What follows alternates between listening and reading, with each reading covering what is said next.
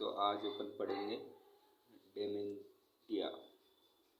ठीक है, डेमेंटिया क्या होता है? डेमेंटिया का मतलब होता है मनोभ्रंश। मनोभ्रंश जैसे एक प्रगतिशील मानसिक विकार है जिसमें व्यक्ति की, जैसे मैं आपको बताता हूँ, ये आज पढ़ेंगे। सबसे पहला डेफिनेशन पढ़ेंगे।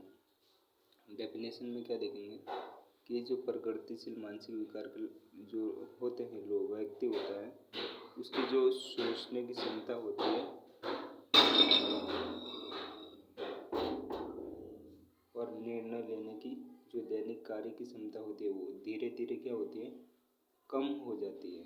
तो उसको डेमेंटिया कहते हैं। ठीक है, जैसे एग्जांपल्स, कोई एक 70 साल का एक रामलाल है जो 10 बार एक ही सवाल पूछता है। क्या पूछता है? 10 बार एक ही सवाल पूछता है कि रास्ता भूल जाते हैं और परिवार के सदस्यों को पहचानने में कठिनाई आती है। ठीक है, तो डेमेंशिया का ये एक उदाहरण है। ठीक है, अब इसका क्लासिफिकेशन देखेंगे। डेमेंशिया क्या होता है, डेमेंशिया का क्लासिफिकेशन देखेंगे। तो क्लासिफिकेशन देखते हैं। तो सबसे पहला इसमें क्लासिफिकेशन और टाइप दोनों एक साथ ही है। जैसे सबसे फर्स्ट आता है अल्जाइमर डेमेंशिया आता है। अल्जाइमर डेमेंशिया होता है, ये सबसे सामान्य प्रकार का होता है और ये धीरे धीरे क्या होता है, लॉस हो जाता है। ठीक है, धीरे धीरे क्या होता है, लॉस हो जाता है। जैसे एग्जांपल्स, दादी जी खाना खाकर भूल जाती हैं कि उन्होंने खाना खाया या नहीं खाया, ये भूल जाती है। ठीक है, इसमें भूलने की जो होता है उसको कहते हैं अल्जाइमर डेमेंशिया। उसके बाद आता है सेकंड वेस्कुलर डेमेंशिया। ये एक इस प्रकार का डेमेंशिया होता है जिसमें स्ट्रोक के बाद होता है, इसमें किसी को लकवा हो जाता है। उसके बाद होता है, जैसे एग्जांपल्स के व्यक्ति याददाश्त, सोचने की क्षमता क्या होती है कि वो कम हो जाती है, वो आदमी सोच नहीं पाता, उसको कहते हैं डेमेंशिया। ठीक है, अब इसके बाद अगला ले बॉडी डेमेंशिया। ले बॉडी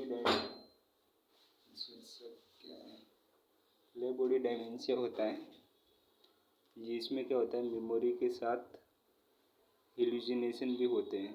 हेलुसिनेशन का मतलब होता है, जैसे कोई मरीज है तो उसको ऐसी चीज़ दिखती है या वास्तव में मौजूद नहीं होती, ऐसी चीज़ दिखती है जो रियलिटी में नहीं होती, ऐसी चीज़ देखना ये हेलुसिनेशन कहलाता है। ठीक है, उसके बाद अगला आता है वो होता है फ्रंटोटेम्पोरल डेमेंशिया। ठीक है, ये एक इस प्रकार का डेमेंशिया है कि जिसमें पर्सनालिटी और बिहेवियर में बदलाव हो जाता है अपने। जैसे पहले व्यक्ति शांत होता है, फिर उसको ज़्यादा से ज़्यादा गुस्सा आने लग जाता है, गुस्सेल हो जाता है, तो उसको फ्रंटोटेम्पोरल डेमेंशिया कहते हैं। ठीक है, उसके बाद इटियोलॉजी, इसका क्या कोज है, क्या कारण है कि भाई इसको डेमेंशिया होने का क्या कारण हो सकता है। सबसे पहले उसको अल्जाइमर डिसीज हो सकती है, या स्ट्रोक होगा, या पार्किंसन डिसीज भी हो सकता है, या ब्रेन इंजरी होगी, या ब्रेन में किसी प्रकार का इन्फेक्शन होगा, जैसे मेनिंजाइटिस, निमोनियोकोकस, या विटामिन B12 की डेफिशिएंसी हो जाएगी, या ज़्यादा ही एल्कोहल एब्यूज़ होगा, या सब्सटेंस एब्यूज़ कर रहा है, या ओल्ड एज यानी कि उसकी एज ओल्ड एज हो गई है, या जेनेटिक फैक्टर हो सकता है। तो ये चीज़ होती है जो कारण बनती है कि डेमेंशिया होने का। ठीक है, इसके बाद आता है कि भाई साइको पैथोलॉजी क्या होती है। सबसे पहला जैसे देखते हैं, जैसे कोजेटिव फैक्टर होते हैं। क्या होते हैं कोजेटिव फैक्टर? जिसमें अल्जाइमर हो सकता है, स्ट्रोक हो गया या स्ट्रोक हो गया, और ये होते हैं। अब क्या होता है कि इनके थ्रू अब ये होने के बाद आगे जो डैमेज हो जाएगा ब्रेन सेल है, उसको क्या होती है, डैमेज हो जाती है। डैमेज होने के बाद जो उसके आगे का स्टेप होगा, लॉस ऑफ न्यूरल कंसंट्रेशन। फिर यदि किसी की ब्रेन की सेल डैमेज हो जाती है तो उसका लॉस ऑफ न्यूरॉन कंसंट्रेशन भी बिगड़ जाएगा। ठीक है, कंसंट्रेशन बिगड़ेगा तो फिर उसका डिक्रीज हो जाएगा ब्रेन फंक्शन। ब्रेन यानी कि दिमाग का काम करना भी बंद हो जाएगा। ब्रेन काम करना बंद करेगा तो उसकी मेमोरी और कॉग्निटिव इम्पेयरमेंट भी कम हो जाएगी। तो सब कुछ कम होने के बाद तो फिर उसका बिहेवियर भी थोड़ा ऐसा चिड़चिड़ा या ब्लू कमज़ोर हो जाएगा। बिहेवियर भी चेंज हो जाएगा। बिहेवियर में परिवर्तन देखने को मिलेगा कुछ न कुछ, जैसे और डिफ़िकल्टी और एक्टिविटी, और उसको बोलने में, सोचने में, बहुत सारी चीज़ों में क्या आएगी, डिफ़िकल्टी आएगी। थिंकिंग में, कॉग्निटिव में, सब में डिफ़िकल्टी आएगी, जिसको अपन ने क्या बोला, डायमेंशिया बोलते हैं। ठीक है, जैसे एग्जाम्पल से देख लेते हैं अपन। एग्जाम्पल से देख लो, जैसे क्या एग्जाम्पल्स है, जैसे अल्जाइमर डिसीज़ ब्रेन सेल को डैमेज कर देगी।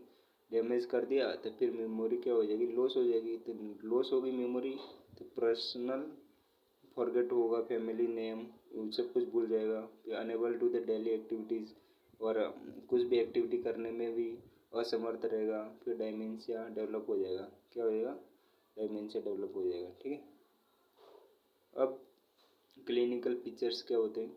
जैसे क्लिनिकल फीचर्स में 3 प्रकार के होते हैं। पहला होता है अर्ली स्टेज, और दूसरा मिडिल, और लास्ट होगा लेट होगा। ठीक है, अब इन तीनों को देखते हैं। फर्स्ट है ईयरली स्टेज। ईयरली स्टेज में क्या होता है कि यानी कि सबसे पहले वाला, ये नया, इसमें क्या होगा, फॉरगेटफुलनेस होगा, मिसप्लेसिंग थिंग होगा, और difficulty of the field word, यानी कि मिस थिंग यानी भूल जाने की, जो भी है वो भूल जाएगा। जैसे एग्जांपल्स के लिए, कहीं पे भी चाबी रखी है घर की, तो वो चाबी रखी वो भूल जाएगा कि भाई चाबी कहाँ रखी है। तो वो ईयरली स्टेज, यानी कि जो फर्स्ट जो न जल्द आते हैं ना, ऐसे जो सिम्टम्स वो आते हैं, जैसे चाबी रखा भूल जाना, कहीं पे चप्पल भूल जाना, ये सब चीज़ होती है। इसमें जो ईयरली स्टेज होता है, उसके बाद आता है मिडल स्टेज। मिडल यानी कि बीच का स्टेज, जिसमें कन्फ्यूजन रहता है, मूड चेंज रहता है, और डिफ़िकल्टी मैनेजिंग मनी, इसमें अपने ही मोहल्ले का रास्ता भूल जाना, ये वाला इसके साथ होगा। अपने रास्ता भूल जाएगा मोहल्ले का, ये। अब लास्ट स्टेज आती है लेट स्टेज, यानी कि लेट, बहुत धीरे धीरे लेट, यानी कि लास्ट वाली स्टेज क्या होगी, लेट। लास्ट स्टेज यानी कि लेट, बहुत धीरे स्टेज आएगी, जिसमें connect cannot recognise family member को ही भूल जाएगा। डिफ़िकल्टी स्पीकिंग, बोलने में भी दिक्कत आएगी। टोटल डिपेंडेंस, पूरी तरह से दूसरे पर निर्भर रहेगा। जैसे एग्जांपल्स, बेटे और बेटी की पहचान नहीं, जो बेटे हैं और बेटी हैं उसको पहचान नहीं पाएगा, पहचान ही नहीं पाता, ऐसे सिम्टम्स देखने को मिलेगा। इसके बाद आता है डायग्नोस्टिक एविलेशंस। डायग्नोस्टिक एविलेशंस का मीनिंग होता है कि क्या क्या अपन डायग्नोस्ट करेंगे, कैसे पता लगाएंगे, क्या क्या अपन टेस्ट करेंगे जिससे पता चलेगा कि भाई इसको डायमेंशिया है। तो डायमेंशिया को पता लगाने के लिए सबसे पहले अपन करेंगे उसकी हिस्ट्री टेकिंग या हिस्ट्री कलेक्शन। जो भी हिस्ट्री टेकिंग करेंगे, उसका नाम, पता, उसके फैमिली मेम्बर जितने भी हैं सबका पता करेंगे। फिर अपन उसका मेंटल स्टेटस एग्जामिनेशन करेंगे कि उसका मेंटल स्टेटस कैसा है, कैसी सोचता है, कैसा उसका काम कर रहा है मेंटल, वो मतलब पूछ के, जैसे वाइवा के थ्रू अपन उसको, या फिर उसको कम्युनिकेशन करके, एक फैमिली मेम्बर की तरह कम्युनिकेशन करके, फिर उसको अच्छे से मेंटल स्टेटस एग्जामिनेशन करते हैं। उसके बाद मेमोरी टेस्ट करते हैं कि उसकी मेमोरी कैसी है। फिर सीटी स्कैन करवाएंगे, फिर एमआरआई कराएंगे ब्रेन की, फिर ब्लड टेस्ट, सीबीसी या और भी टेस्ट होते हैं वो टेस्ट करवाएंगे। ठीक है, जैसे एग्जांपल्स, जैसे डॉक्टर टेस्ट करवाता है तब उससे सवाल पूछता है जैसे मरीज से कि भाई आज कौन सा दिन है, आप कहाँ रहते हो, अभी क्या खाया, ऐसे ये सवाल पूछते हैं कि उसको पता करने के लिए कि भाई उसको ये साइन सिम्टम्स दिख तो नहीं रहे, उसमें करने के लिए करते हैं। ठीक है, इसके बाद अपन ट्रीटमेंट करते हैं कि भाई डायमेंशिया है, अब उसको क्या क्या प्रोवाइड करेंगे जिससे वो ठीक हो सकता है वापस। जैसे ड्रग्स ट्रीटमेंट करेंगे, ड्रग्स में क्या देंगे, कोलिनेस्टेरॉइड्स वाली ये इनिबिटर है ना, जो भी इनको इनको ये देंगे, ये इनिबिटर वाली देंगे, जिसमें डेनेपेजिल देंगे, रिवास्टिमाइन देंगे और ग्लेटामाइन देंगे। ठीक है, और जो NMDA वाली अगोनिस्ट होगी वो देंगे, जिसमें मेमानेटिन देंगे। इसके बाद जो नॉन ड्रग्स ट्रीटमेंट करेंगे उसमें क्या करेंगे, उसमें जैसे नॉन ड्रग्स ट्रीटमेंट करेंगे उसमें आती है जैसे फर्स्ट कॉग्निटिव थेरेपी देंगे, reality orientation, occupational therapy, family counselling करेंगे, ये चीज़ करेंगे। जैसे एग्जांपल से देख लेते हैं, मरीज़ की तारीख, समय और परिवार के लोगों का नाम याद दिलाना, उनको बताना कि भाई आज क्या है, ये है, सब कुछ याद दिलाना। उसके बाद आता है मेंटल नर्सिंग मैनेजमेंट, जो भी है अपन कैसे उसका मैनेजमेंट करेंगे डायमेंशिया का, और नर्सिंग अपना क्या रोल है कि मैनेज करेंगे। ठीक है, सबसे पहले सेफ इन्वायरमेंट प्रोवाइड करेंगे, दूसरा फॉल प्रिवेंट यानी कि गिरने से रोकेंगे, और डेली रूटीन मेंटेन करेंगे कि, और इंडिकेट न्यूट्रिशन देंगे, और इमोशनली सपोर्ट भी देंगे, और लास्ट फैमिली एजुकेशन देंगे। मरीज़ रात में रास्ता भूल जाता है, कमरे में नाइट लगना, परिवार की निगरानी रखने की सलाह देना, ये सब होता है। ठीक है।